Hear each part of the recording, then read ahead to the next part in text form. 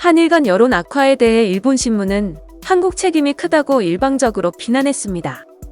요미우리 신문은 11일 문 정권이 상호 불신을 키웠다는 제목의 사설에서 한일 관계가 나쁘다는 여론이 양국에서 확산한 것은 한국 문제인 정권의 책임은 크다고 주장했습니다. 이 신문은 한국 대법원이 일본 기업에 대해 옛 징용공에게 배상할 것을 명령한 판결을 내놓은 후 실현 가능한 해결책을 아직도 제시하지 않았다며 한국의 책임을 미뤘습니다. 이어 문 정권은 이란 관계에 주는 타격의 크기를 인식하고 타개책을 강구하지 않으면 안 된다.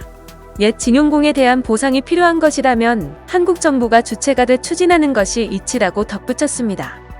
그러면서 요미우리는 안전보장을 위해 한국과 일본이 계속 협력해야 한다고 주장했습니다. 신문은 북한은 미사일 발사 등 도발을 반복하고 중국은 군비 확장을 계속하고 있다. 동북아시아의 안정을 위해 미국을 중심으로 이란이 협력하는 태세를 유지하는 것이 요구된다며 소중한 것은 대립을 안전보장 등 이란의 협력이 없으면 안 되는 분야로 파급시키지 않는 것이라고 논평했습니다. 아울러 일본은 당분간 필요한 분야에서 협력을 계속해 악영향을 최소한으로 억제할 수밖에 없을 것이라고 자국 정부를 향해 제언했습니다. 징용 피해자에게 배상하라는 한국 대법원 판결에 근거해 일본 기업의 한국 내 자산을 강제 매각하는 절차가 진행 중인 가운데 일본 보수 우익 언론은 배상 문제를 한국이 자체 해결해야 한다는 주장을 되풀이하고 있습니다. 최근 산케이 신문은 일본이 식민지 지배를 끝내고 한반도를 떠날 때 남기고 간 재산이 한국 경제 발전의 기초가 됐다고 주장하며 징용 대상 문제를 한국 내부에서 해결하라는 칼럼을 싣기도 했습니다. 한국 정부는 앞서 한국과 일본 기업의 자발적 출연금으로 재원을 조성해 피해자에게 위자료를 지급하는 방안을 제안했으나 일본 정부는 이를 거부했습니다.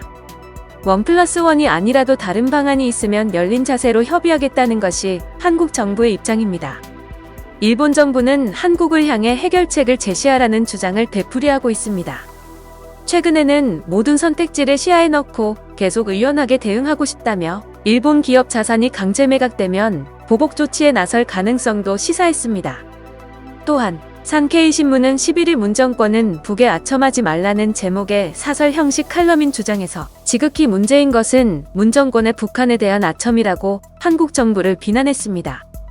이 신문은 2018년 판문점 선언에서 전단 배포를 중단해야 할 적대 행위에 포함한 것이나 통일부의 전단 살포 탈북단체 고발 및 설립 취소 등을 거론하고서 이같이 썼습니다.